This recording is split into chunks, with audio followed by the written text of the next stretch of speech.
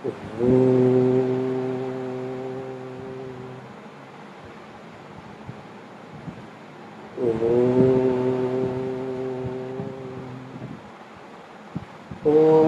సహనావవతు సహనౌ భునక్తు సహ వీర్యం కరవావహై తేజస్వినావధీతమస్తు మా విద్విషావహై.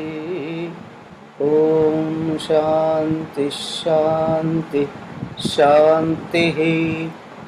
ఓం గురుర్బ్రహ్మా గురుర్విష్ణుః గురుర్దేవో మహేశ్వరః గురురేవ పరం బ్రహ్మ తస్మై శ్రీ గురవే నమః. ఓం భద్రం కర్ణేభిః శృణుయామదేవాః భద్రం పశ్యేమాక్షభిర్యజత్రాः స్థిరైరంగైस्तुष्टुवांसस्तनूभिः व्यशेमदेवहितं यदायुः.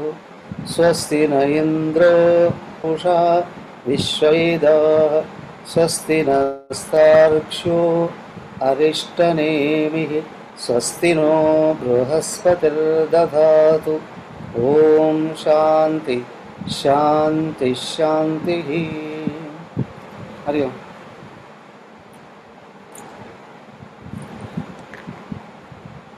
అవునా?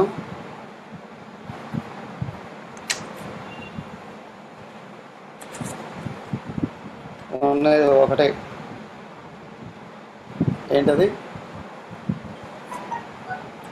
పరమాత్మ మాత్రమే ఉన్నాడు. అవునులేండి, అది అందరికీ తెలుసు. మళ్ళీ మళ్ళీ చెప్పాలి నా పరమాత్మ ఒక్కడే ఉన్నాడు అని. మళ్ళీ మళ్ళీ చెప్పాల్సిన అవసరం ఎందుకు వచ్చింది అని అంటే, నేను కూడా పరమాత్మయే అని తెలుసుకోవడం కొరకు. పరమాత్మ ఒక్కడే ఉన్నాడు. శాస్త్రాలు చదివితే బుద్ధికి తెలుస్తుంది, కానీ సాధన చేస్తే నేను కూడా పరమాత్మ అయి ఉన్నాను, పరమాత్మ కంటే అన్యంగా లేను. సో నేను ఉన్నాను అని అంటే పరమాత్మనే అయి ఉన్నాను. మరి పరమాత్మ లక్షణాలు నాలో లేవే అంటే తెచ్చుకోవడం, బయట నుండి తెచ్చుకోవడం కాదు. దానికి అన్యమైనటువంటి భావాలను తొలగిస్తూ వస్తే ఆత్మభావం పైకి వస్తుంది. అందుకొరకే పదే పదే పదే పదే పదే చెప్పాల్సిన అవసరం వచ్చిందండి. నేను 29వ కారిక వరకు వచ్చాం. యదా స్వప్నే ద్వయాభాసం స్పందతే మాయామహ తదా జాగ్రత్త ద్వయాభాసం స్పందతే మాయామహ. నిద్రలో మనసు మాయ చేత స్వప్నం కనిపిస్తుంది. అలాగే జాగ్రత్తలో మెలకులో కూడా స్వప్నం, ఇది మనసే మాయ చేత జాగ్రత్త ప్రపంచాన్ని కూడా చూపిస్తుంది. అక్కడ స్వప్నాన్ని ఎట్లా చూపిస్తుందో ఇక్కడ మెలకువను కూడా అలాగే చూపిస్తుంది. మనస్సే చూపిస్తుంది, మాయ చేత మాత్రమే. ఏమనండి, మనసు నుండి పుట్టిందా అంటే ఏం, మనసు కూడా చచ్చిపోతుంది కొద్ది రోజులకి. అవునా? అది కూడా అయిపోతుంది. కాబట్టి అక్కడ ఏ విధంగా జరగట్లేదు. కాబట్టి మాయ చేత మనసు ఊహించబడుతుందండి, కల్పిస్తుందండి అన్నారు. దాన్ని ఇంకా కొంచెం దృఢం చేస్తూ నెక్స్ట్ కారిక చెప్తూ ఉన్నారు. చూడండి, 30వ కారిక. అద్వయం చద్వయాభాసం మనస్వప్నేన సంశయః అద్వయం చద్వయాభాసం తథా జాగ్రన్న సంశయః.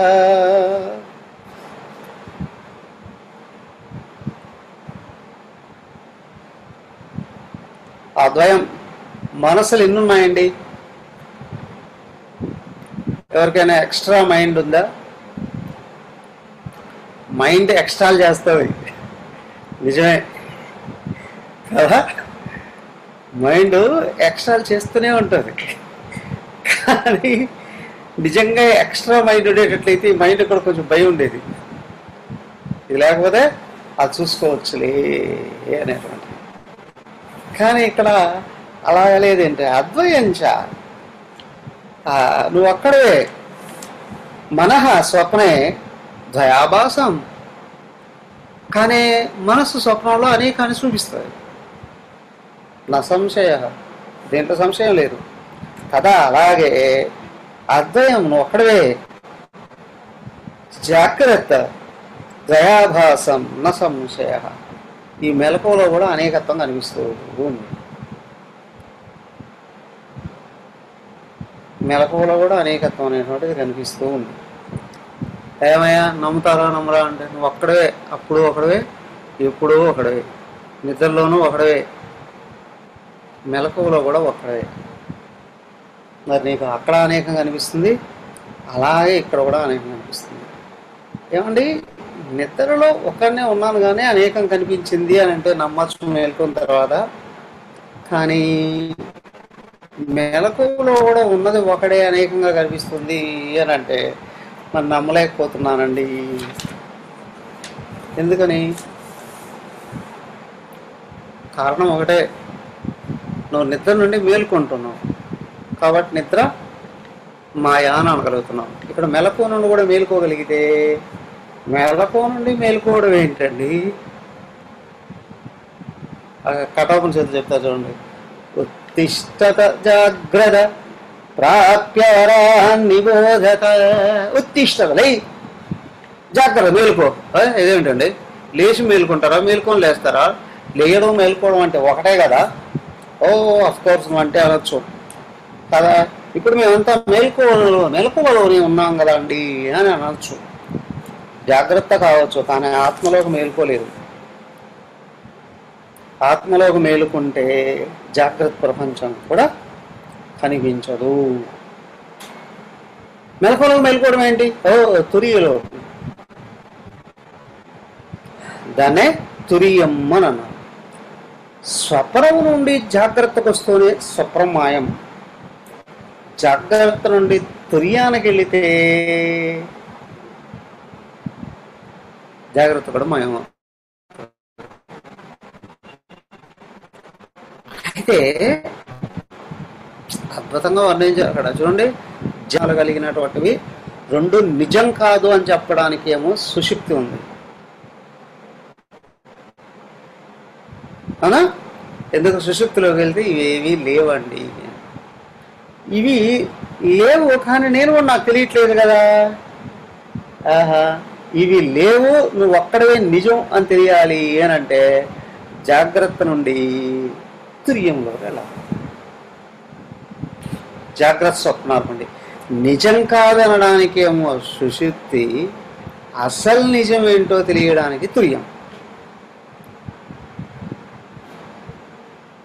ఎట్టొచ్చి ఇవి రెండు మాత్రం మాయే. అవునా? జాగ్రత్త స్వప్నాలు రెండు మాయే. ఎలా అండి నమ్మేది? ఇదిగో చూడండి. మనోదృశ్యమిదం ద్వైతం యత్కించిత్ సచరాచరం మనసోహ్యమని భావే ద్వైతం నైవోపలభ్యతే. 31వ కారిక. మనోదృశ్యం ఇదం ద్వైతం. ఇదం ద్వైతం మనోదృశ్యం. కనిపిస్తూ ఉన్నటువంటిదంతా కూడా మనోదృశ్యం, మనస్సుకు మాత్రమే దృశ్యం, మనసు యొక్క దృశ్యం. అయ్యా మనస్సే దృశ్యం. అర్థమైందా?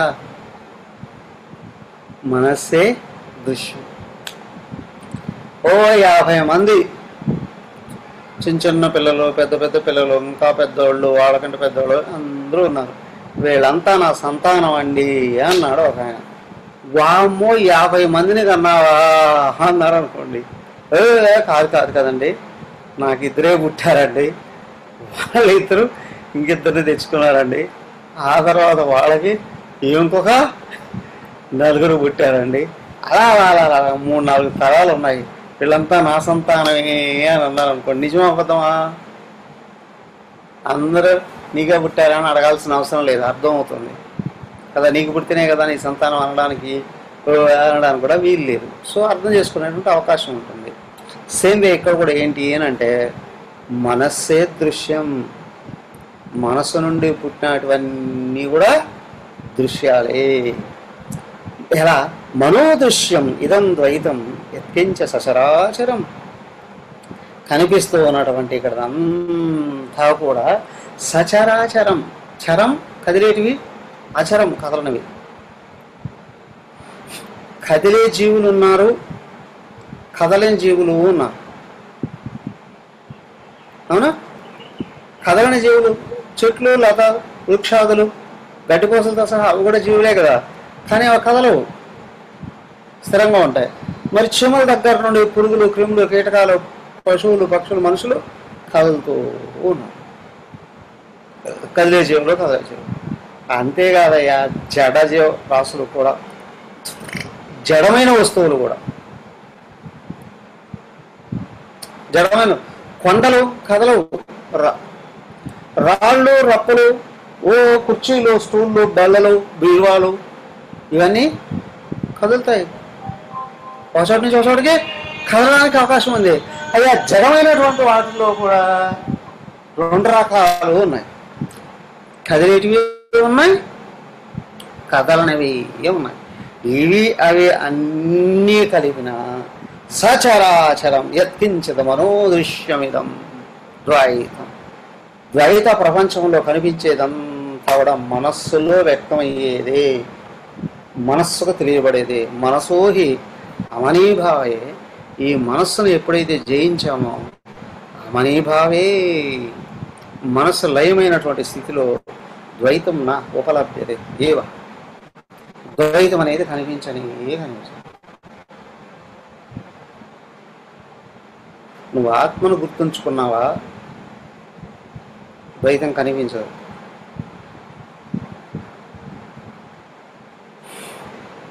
ఆత్మను మర్చిపోయావా, ద్వైతం కనిపిస్తుంది. ఏమండి, అట్లా అయితే జీవన్ముక్తి లేని వాళ్ళ ప్రపంచం కనిపించదా? స్వప్నం లాగానే కనిపిస్తుందండి. స్వప్నం నిజమని అనుకుంటారా? స్వప్నం లాగానే మన దృశ్యమేంటి. మరి వాళ్ళకి నిజానికి ఏకత్వం ఎట్లా కనిపిస్తుంది? అందరు ఆత్మ ఉన్నారనే విషయం స్పష్టంగా తెలుసు. నేను ఆత్మలో కూర్చుంటే ఆత్మ ఉన్నాను అని అనుకోండి, అందరూ ఇదే కదా.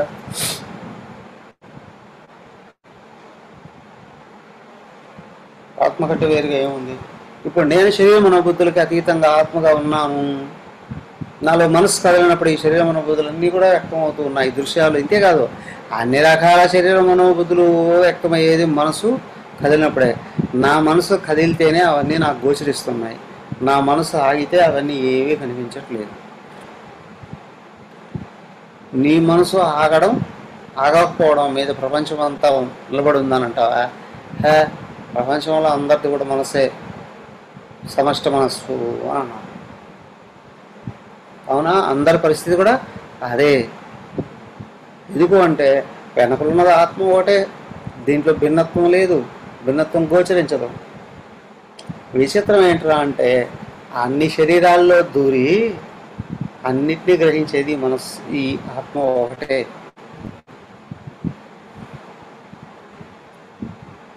అవునా? సమష్టి మనస్సు అదే మాయ, కల్పన ప్రపంచం అంతా అనే ఆత్మస్థితులు తెలుస్తుంది. కానీ దేహంతో తాదాత్మ్యం వచ్చింది అనుకోండి, ఈ దేహం నేను, మిగతా దేహాలన్నీ వేరు వేరు.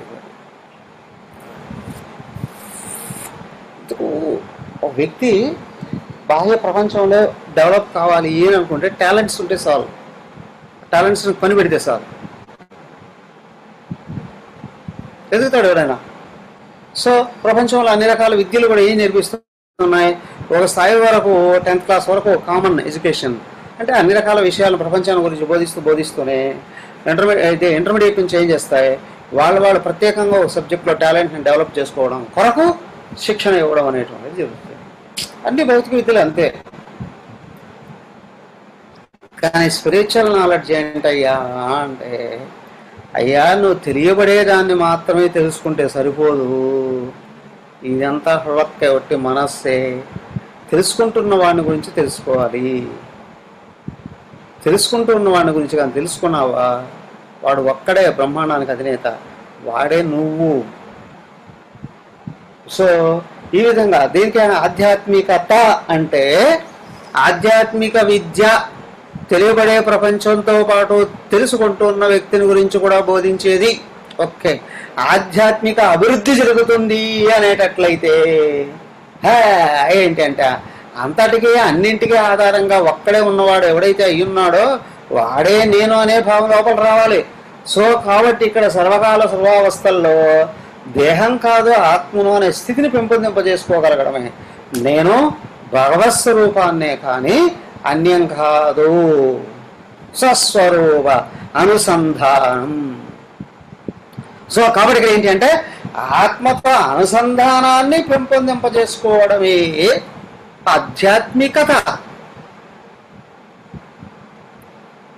సో నువ్వు ఆత్మతో తాదాత్మ్యాన్ని పెంపొందింపజేసుకుంటున్నావా, మనసును నిరోధించే శక్తి వస్తుంది.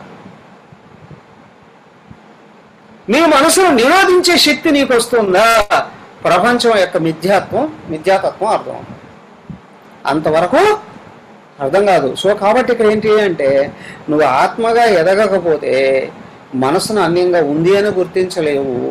మనసే నేను అనుకుంటావు ఒకసారి, బుద్ధే నేను అనుకుంటావు ఒకసారి, దేహం నేను అనుకుంటావు ఒకసారి,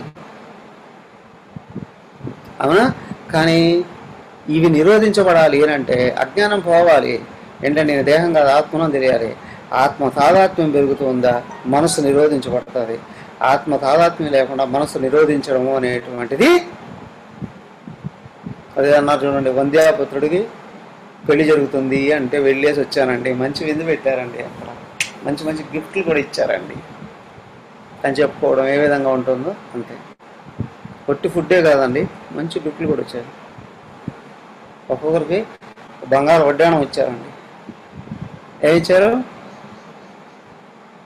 మనిషికి 1 కిలో బంగారు వడ్డాణం ఇచ్చారండి. ఎవరి పెళ్లిలో? వంధ్యాపత్రులు. అదైనా గొడ్రాల కొడుకు పెళ్లిలో. అది కూడా ఎక్కడ జరిగింది? ఆకాశంలో జరిగిందండి. ఎలా జరిగింది? పువ్వుల పందిరి వేశారండి. పువ్వుల కార్పెట్ కాదు, ఆకాశంలో పువ్వుల పందిరేసి,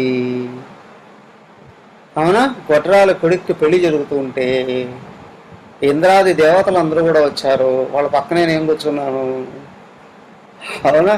మనకి ఒకరికి పెద్ద పెద్ద వడ్డాణాలు ఇచ్చారు. సో ఇలా నువ్వు ఎన్ని చెప్పుకున్నా చెప్పుకోవయ్యా, అసలు మూలంలోనే తప్పుంది. గొడ్రాల కొడుకు పెళ్ళి అనడంలోనే తప్ప, నువ్వు వెళ్ళి చెప్పవయ్యా. నువ్వు ఆకాశంలో నుండి గొడ్రాలి కొడుకు పెళ్లి దగ్గర నుంచి వచ్చావా, లేకపోతే ఎర్రగడ్డ పిచ్చాసుపత్రి నుంచి పారిపోయి వచ్చావా? చెప్పాల్సిన అవసరం లేదు, అర్థమైపోతుంది. అవునా, అటు విశాఖపట్నం నుంచో ఇటు హైదరాబాద్ నుండో పిచ్చాసుపత్రి నుండి తప్పించుకొని వచ్చేసాడండి అనే విషయం స్పష్టంగా అర్థమైపోతుంది. సేమ్ ఇక్కడ ఏంటి అని అంటే బాగా గుర్తుంచుకో, నేను ఆత్మను అని తెలిసిందా, తెలిసి దాంతో తాదాత్మ్యం పెరుగుతుందా, మనసు సాగుతుంది, మనసు నిరోధించబడుతుంది. ఒకేసారి నిరోధించబడతారా? క్రమంగా నిరోధించుకోవచ్చు. నువ్వు అవకాశం ఉంది, నీ మనసు నీ మాట ఉంటుంది. అప్పుడు నువ్వు యజమానం అని తెలుస్తుంది. ఇంకో విషయం చూడండి, ఓ వ్యక్తి ఒక ఇంటికి వెళ్ళాడు. వెళ్ళినవాడు ఎస్పీ, అతను చుట్టూ సెక్యూరిటీ కూడా ఉంది బాగా. ఫ్రెండ్ ఇంటికి వెళ్తున్నాడు. ఫ్రెండ్ ఇంటి దగ్గరికి వెళ్ళి డోర్ బయట గేట్ దగ్గర ఆ బోర్డు చూసుకోరా, కుక్కలు ఉన్నాయి జాగ్రత్త అని. గేట్ అడిగి గేట్ తీస్తే ఏం చేస్తుంది? లోపల కుక్క, ఇంత పెద్ద కుక్క బావు మనం పరిగెత్తుకుంటూ వచ్చి మీద కాళ్ళు వేస్తుంది. అవును కదా, భుజాల మీద వేస్తుంది కాళ్ళు. ఒక్కసారి పీక పట్టుకోవచ్చు. ఆ కుక్కను ఈ ఎస్పీ నిరోధించగలరా? ఎస్పీ ఏంటండి, డీజీపీ కూడా నిరోధించలేడు. అవునా? ఈయన ఇంత పెద్దవాడికి ఇంత పెద్ద అధికారి కదా, అదేమైనా ఓ రాష్ట్రం అంతటినీ డీజీపీ గారు గడగడలాడిస్తారండి, కానీ కుక్క దగ్గర ఓడిపోవాల్సిందే. అవునా కాదా? కుక్క దగ్గర ఓడిపోవాల్సిందే. కానీ అదే ఇంట్లో యజమాని కొడుకు ఇంత బచ్చాగాడు, ఒక 3 ఏళ్ళోడు, తమి తమి తమి అంటూ వచ్చి దాన్ని ఒకటి ఇచ్చాడు అనుకోండి, అత్తాకు ముడుచుకుని ఒకరికి 3 ఏళ్ళోడు, వాడు ఇంకా స్కూల్లో కూడా చేరలా, ఏబిసీలు కూడా రావాలి. అవునగా తమ్ముడు కలిగి చదువుకోండి, వాడు ఏం చెప్తా తింటుంది. బికాస్ దానికి తెలుసు వీడు నా యజమాని అని. వాడికి తెలుసు ఇది మా ఇంట్లో కుక్క అని చెప్పినట్టు వింటది. సేమ్వే వ్యక్తి ఎవడైనా కావచ్చు. ఏమయ్యా, ముఖ్యమంత్రి, ప్రధానమంత్రి, లేబరా, బ్రాహ్మణుడా, శూద్రుడా, భారతీయుడా, విదేశీయుడా, హిందువా, క్రిస్టియనా, ముస్లిమా, అవన్నీ ఏం అవసరం లేదు. నేను ఆత్మను అని అనుకుంటే హిప్ ఫైట్ అంటే ఆగిపోతుంది మనసు, లేకపోతే ఆగదు. ఒకవేళ ఆగినట్టు కనిపించిన తాత్కాలికమే. అర్థమైందా? తాత్కాలికమే. ముక్కు పట్టుకుంటే అందరికీ ఆగిపోతుంది, అది వేరు కదా. ముక్కు నోరు చెప్తే గట్టిగా ఆగిపోతుంది, అది వేరు. అవునా? కానీ మనసు నిరోధించబడాలి అని అంటే నేను ఆత్మని తెలియస్తుంది. దానికే మనసోహి అమనీభావే ద్వైతం నవుపలభ్యతే. మనస్సు అమనీభావంలోకి వెళ్ళిపోయింది అనుకోండి, మనం నిశ్చలత లోకి వెళ్ళిపోయింది అని అనుకోండి. అమనీభావం మనస్సు లేని స్థితి. నైవ ఉపలభ్యతే, ద్వైతం కనిపించదు. ఏమండి, మనసు లేని స్థితి అంటూ ఉంటుందా ఎప్పుడన్నా? ఉండదా? ఎందుకుండదు? గాఢ నిద్రలో లేదు, మనసు లేదు కదా అక్కడ, కాబట్టి ద్వైతం కనిపించట్లేదు కదా అక్కడ. అది ఆటోమేటిక్గా అందరికి వస్తుంది. చిన్న పిల్లాడికి కూడా వస్తుంది, అప్పుడే పుట్టినోడికి కూడా వస్తుంది. అవునా? నిద్ర అనేది ఏ శక్తి లేకుండా నీరసించిపోయినప్పుడు కూడా నిద్ర వస్తుంది, అప్పుడు మనసు ఆగిపోతుంది. మేల్కు ఉన్నప్పుడు ఆపడం అనేటువంటిది ఉంది, అదేనండి ఆధ్యాత్మికత. దాన్ని ఏమన్నారు? యోగ చిత్తవృత్తి నిరోధ. చిత్తవృత్తి నిరోధ యోగ. చిత్తవృత్తుల్ని నిరోధించడమే యోగం అండి. ఏ యోగం అండి? ఏ యోగం అయితే ఏముందయ్యా? కర్మయోగమా, క్రియాయోగమా, భక్తి యోగమా, జ్ఞానయోగమా, ధ్యాన యోగమా, అష్టాంగ యోగమా, కుండలిని యోగమా, కలకాయల యోగం, ఏదైనా యోగం అంటే ఒకటే.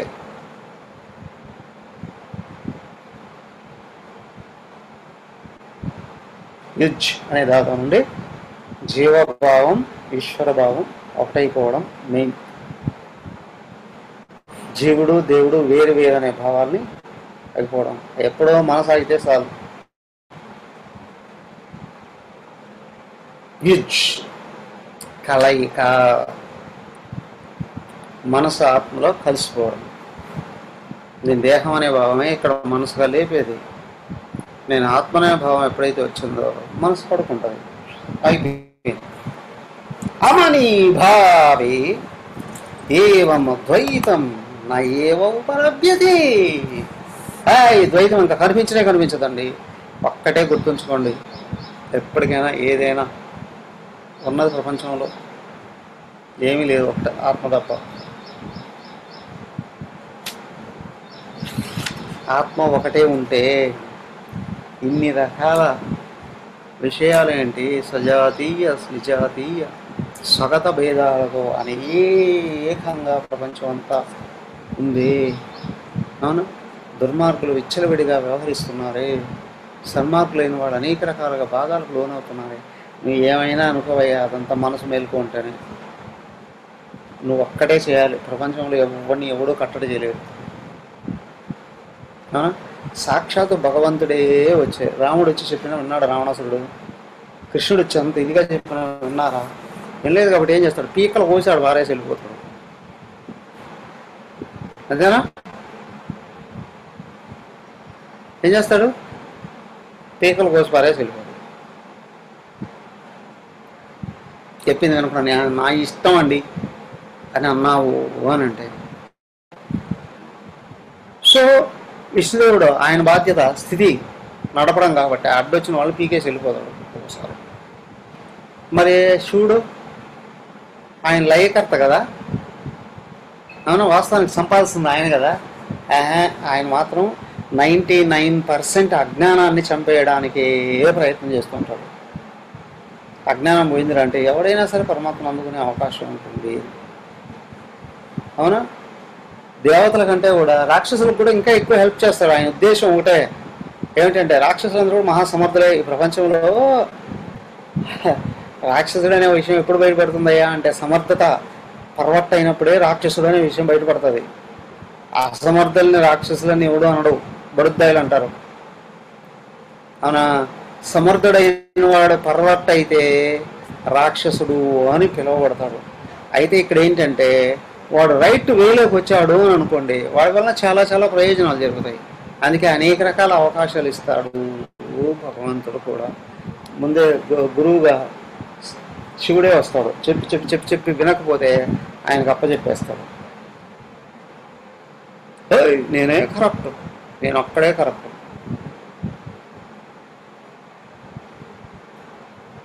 దెబ్బతీస్తుంది. ఒక్కొక్కసారి శివుడు కోపం వచ్చిందని అనుకోండి, విష్ణువు వెంట ఆయన కూడా వస్తాడు పీకడానికి. రా నేను చూపిస్తాను, నీకు అవసరమైతే నువ్వు ఒక దెబ్బేస్తే నేను కూడా ఒక దెబ్బేస్తాను అంటాడు. ఒక్కొక్కసారి ఏం చేస్తాడు, విష్ణువుకు కూడా చెప్పకుండా శివుడే లేపాడు వారేస్తాడు.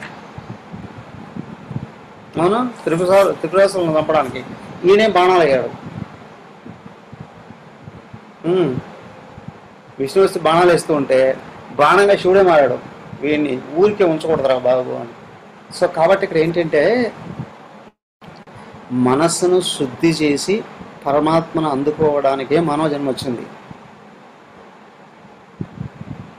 నా ఇష్టం అండి, ఓకే నీ ఇష్టం, నువ్వు వెళ్ళిపో. కానీ ఇతరుల అభివృద్ధికి కానీ, ఇతరుల సుఖానికి కానీ, ఇతరుల ధర్మ ఆచరణకు కానీ అడ్డుపడ్డావో భగవంతుడి కోపానికి గురవుతావు. గురి అయినట్లు ఎప్పుడు తెలుస్తుంది అంటే మనసులో శాంతి ఎగిరిపోతుంది, అశాంతి నిలబడుతుంది, రాజ్యం వెళ్తుంది. మనసులో అశాంతిని రాజ్యం వెళ్తుంది, నెమ్మదిగా దేహానికి నిర్వీర్యత వస్తుంది.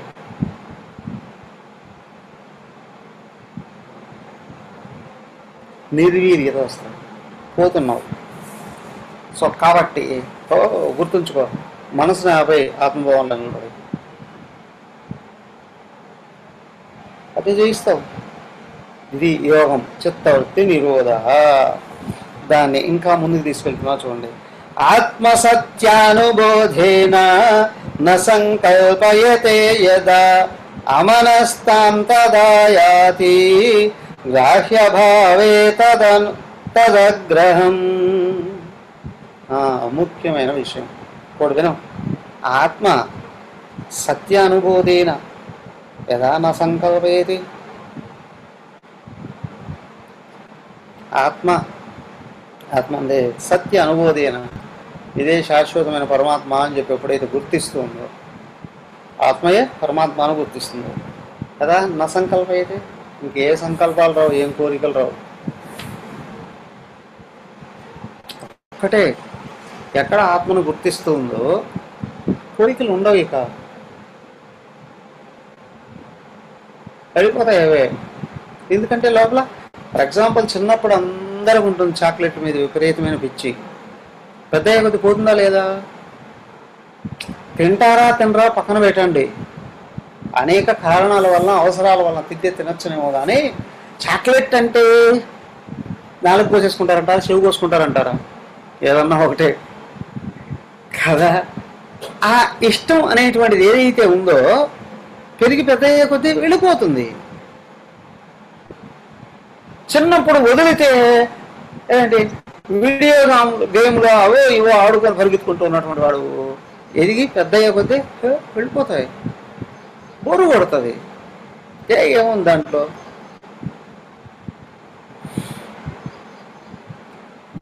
చిన్నప్పుడు కార్టూన్ ఛానల్ అని అంటే విపరీతమైన పిచ్చి. పెద్దవాళ్ళు అయిన తర్వాత అయ్యా పెద్దవాడు కూడా కార్టూన్ ఛానల్ చూస్తే చూడొచ్చునేమో, ఊరికే టైంపాస్. దాని మీద పిచ్చి ఉంటుందా? ఉండదు, వెళ్ళిపోతుంది కదా. సేమ్ వే ఇక్కడ కూడా ఏంటంటే లోపల మనసు శుద్ధమై ఆత్మ గుర్తించబడుతుంది అని అంటే ప్రపంచం మీద వ్యామోహం ఉండదు. నసంకల్పయరే, ఇక కోరుకోవడం ఉంటుంది. అమనస్తాం తదా యాతి, అప్పుడు అమనస్త్వ స్థితి వచ్చింది అని గుర్తించాలండి. గ్రాహ్యభావే తదనుగ్రహం. ఏంటి తదనుగ్రహం?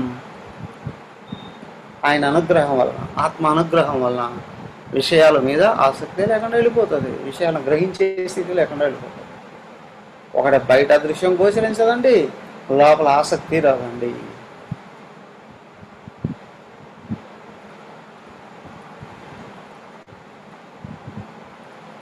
ఏమండి అలా అయితే జనకుడు మొదలైనటువంటి వాళ్ళు భోగాలు అనుభవించలేదా? కృష్ణుడు 16,000 మందిని ఎందుకు పెళ్లి చేసుకున్నాడు? వాళ్ళని పరిశీలించి ఉండాలి. ఏమని? నీ కోరిక ఉందా అని. జనకుడు అన్నాడు ప్రపంచం ఎక్కడుంది అని. ప్రపంచం పుట్టనే లేదయ్యా అన్నాడు. కృష్ణుడు వీళ్ళు నా బావిలోని ఎక్కడ అంతా నేని అని అన్నాడు. ఒకవేళ నీకు మంచి స్వీట్ తయారు చేసుకొని తినాలి అని అనిపించింది అనుకోండి, కానీ ఇంట్లో వస్తువులు ఏమీ లేవు. ఆ రోజు పడుకున్నాను నిద్రలో వస్తువులన్నీ ఇంటి నిండా ఉన్నాయి. హాయిగా కిచెన్లోకి వెళ్తే మొత్తం కనిపించాయి. తయారు చేసుకొని ఫుల్గా తినేశారు స్వీట్. అవునా? మేల్కొన్న తర్వాత వాసన ఏమైనా వస్తుందా? చెయ్యి వాసన వస్తుందా? నోరు వాసన వస్తుందా? పొట్ట ఏమైనా నిన్నట్టు ఉంటుందా? అవునా? లేదండి. అవి వెళ్ళి కిచెన్లోకి వెళ్ళి పాత్రలు ఏమైనా వాసన చూస్తే అవి ఏమైనా ఉంటాయా? ఏమి ఉండవు. ఎందుకు? ఇక్కడ సంకల్పం ఉంది కాబట్టి అది ఆహారంగా వచ్చింది. లోపల అది ఉంటేనే బయట అది కనిపించింది రండి అని. ఆ లోపల సంకల్పమే లేకపోతే, స్వీట్ కావాలనే ఆసక్తే లేకపోతే నీ కళ రావడం, కళలో స్వీట్ తయారు చేసుకోవడం, తినడం అంటూ ఉంటుందా? లేదు, అవకాశం లేదు. సో కాబట్టి ఇక్కడ ఏంటి అంటే ఎవడైతే అమనస్తాం, మనస్సును అధిరోహించాడో, మనసుకు అతీతమైన ఆత్మస్థితిలోకి వెళ్ళాడో, మనస్సే లేదయ్యా అక్కడ. ఇంకా కనిపించడం ఏంటి? మనస్సే లేనప్పుడు కనిపించడం ఏంటి?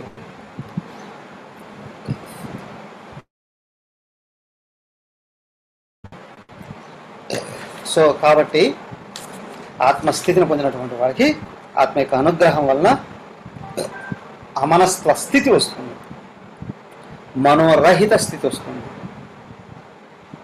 ఇప్పుడు ప్రపంచంలో తిరుగుతూ ఉన్నప్పటికీ కూడా స్వప్న సదృశాలే అండి.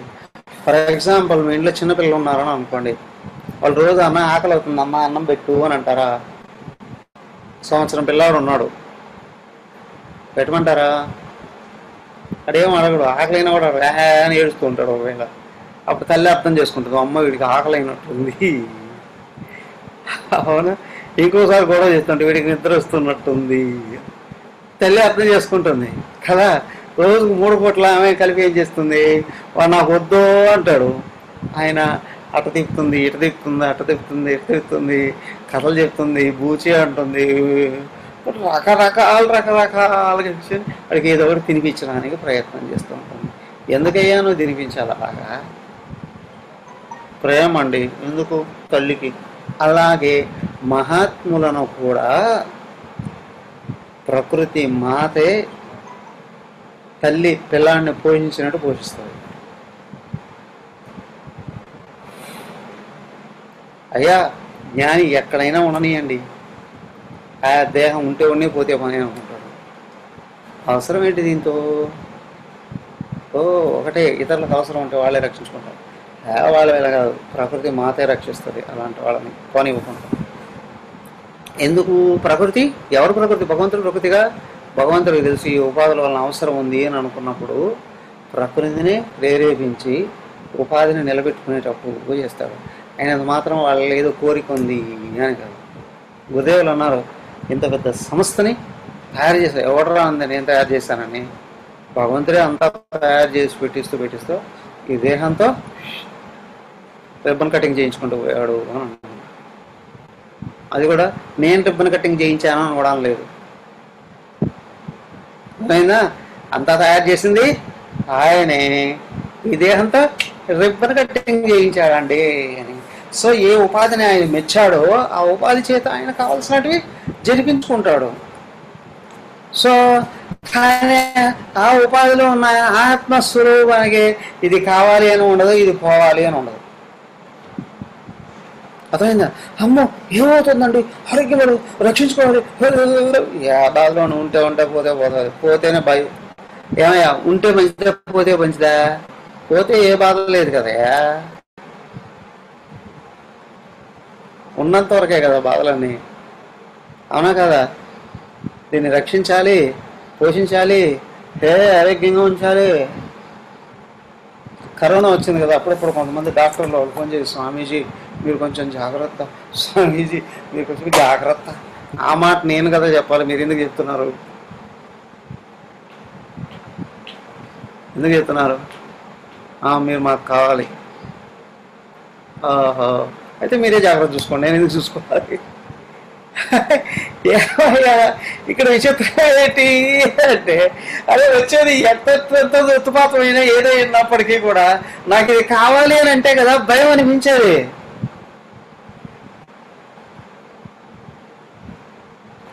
ఆయన సుశిక్షితుడై జ్ఞానంలోకి వెళ్ళినటువంటి వ్యక్తి దేహాన్ని విచ్చలవిడిగా ఉపయోగించడు. ఆ దేహం సహజంగానే నియమబద్ధంగా ఉంటారు,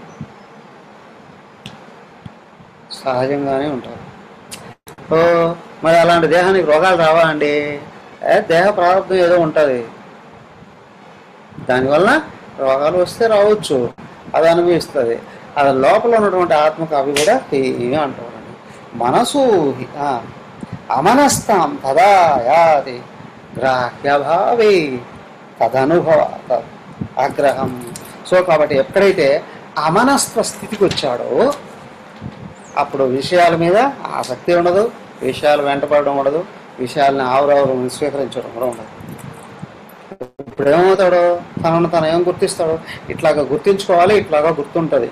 రేపు మిగతా కొనసాగించుకున్నాం. హరి ఓం శాంతి శాంతి శాంతి. హరి ఓం. శ్రీ గురుభ్యో నమః. హరి ఓం.